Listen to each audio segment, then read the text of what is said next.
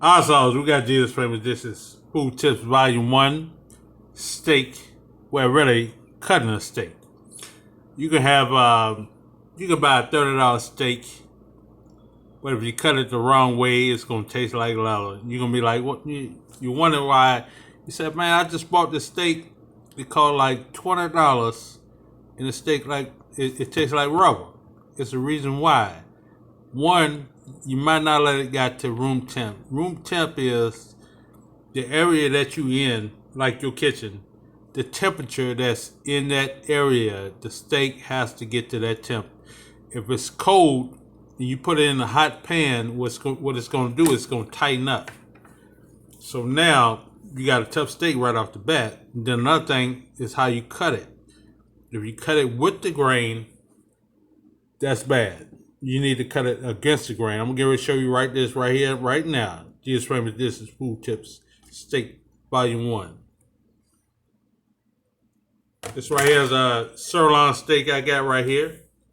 All right, now what I'm going to show you is what I'm talking about, the grain. If you cut against the grain, the steak going to be tender. I don't care what it is. And you got to cut thin too, though. But anyway, you can have a $30 steak, and if you cut it wrong, it's going to taste like leather. I'm showing you right now. This right here, the grain is running this way. It's going this way. So what you want to do is cut against the grain. You want to cut against the grain, like this.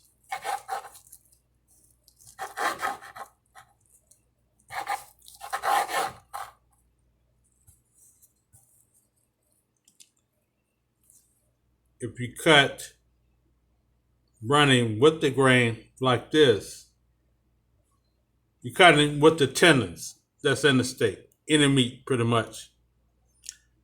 When you cut it against the grain, you cut opposite of the grain. And you want to cut as thin as possible. Something like this right here, when you're eating your steak, that much, about a ½ inch at the most. You want to cut against the grain. That's going to help you get the tender steak that you want. I don't care what it is. But if you buy a porterhouse, something like that, a ribeye, shouldn't be no problem. But anything like a sirloin, like what I got right here, I'm doing this right here for the jerk surf and turf burritos I got right here. I'm cutting against the grain right here. I'm showing you this right here is against the grain. You cut with the grain, you're cutting with the tendons that's in the meat. So it's going to be tough. I don't care what kind of steak, what kind of meat you got. It's going to be tough. So this right here is Food Tips Volume 1, steak. You want to cut against the grain. Look at your steak. You see the lines. It's thin lines that's running with the steak. All steaks got it. There's no question about this right here. So you want to cut against the grain. That's going to help you get your best steak right there. And you want to cut thin as possible. ½ inch at the most. The thinner, the tenner the steak going to be. Yes, up, baby. Like flank steak, oh, done deal. You need to marinate that about 3 days, something like that. But this right here is a sirloin, thin cut already. But I'm showing you. See how the grains, they running this way. They're running straight down. You want to cut against the grain. Yes, up, baby. But ribeye is my best steak. No problems. You ain't got to do nothing with a ribeye. Like I say, porterhouse, all good.